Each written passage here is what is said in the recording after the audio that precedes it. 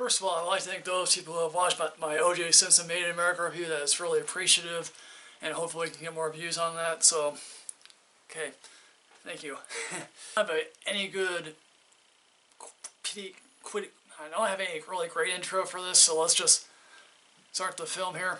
The Purge election year, which is the third film written by and directed by James DeMonaco, and it's set in the not so distant future in which crime is legal, actually more or less at night, actually.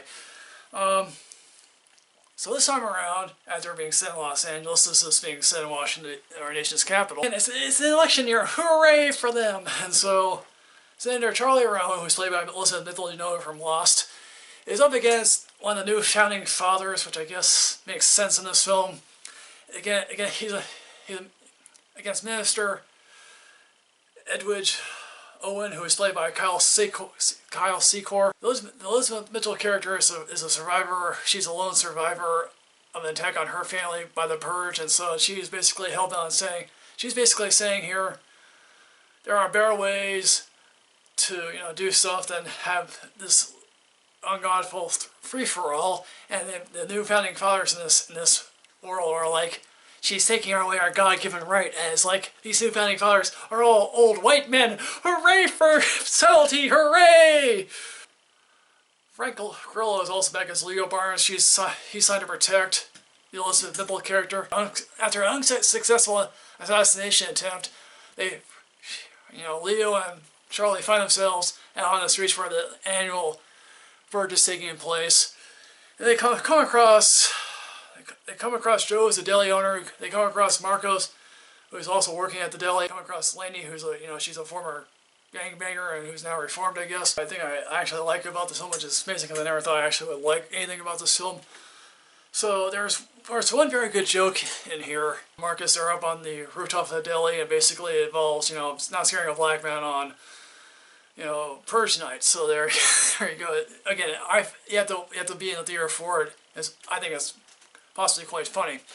The Kyle Secor character. Now, for those people who don't remember Kyle Secor, he was on Homicide: Life on the Street for the entire run, and he is basically chilling here. He's basically a preacher, and he's preaching to these entitled people. He's really brainwashed them into thinking, we have our God-given right to be the inheritors of these lands, and again, it's like they're killing people, because they believe, it's their religion, I guess. So, Frank Grillo here is like, he would make a very great 80s action star. If he were to be transplanted to the 80s, he'd be right up there with Stallone and Schwarzenegger. If he were in the 80s, he'd be kicking butt and not really give much dialogue, but at least he would seem like he was a competent action star. Again, it's like James DeMonaco, I guess from what I've heard, it's like he's totally got better and better, and he's throwing more and more at you, and it's like, this time around, not only throws the kitchen sink in this, he throws the entire house into this, and it's like, there is no subtlety here. Elizabeth Mitchell is, she's sort of a Hillary Rodham Clinton character. I don't know who exactly is the Donald Trump character, although I guess the new founding fathers are conservative white people, and all the people who are being affected by the Purge are all the black people. So, again, is this an allegory for our recent election? I guess. But it's like nothing. But this recent election, our recent election right now is much more interesting than this film. I just have so many problems with this film. First off, it's like, I just don't buy this world. It's like, I can understand what James DeMonaco is trying to pitch the executives here, and they were like, yeah, that makes sense, go with it, run with it. And it's like, okay, it's like, if this were a Twilight Zone or maybe even an Outer Limits episode, I would buy it, because then afterwards I don't have to think about it. But as a movie, I have to think about it, and it's like, would it be interesting for horror films to be subtle about what they're doing? Sure, but again, it's like, as I reiterate, I don't buy this world.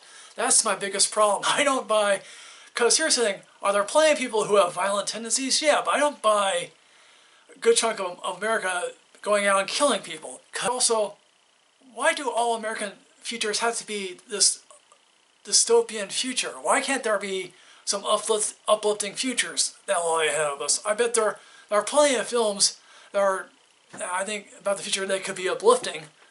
But it's like, why do they always have to be, terrible?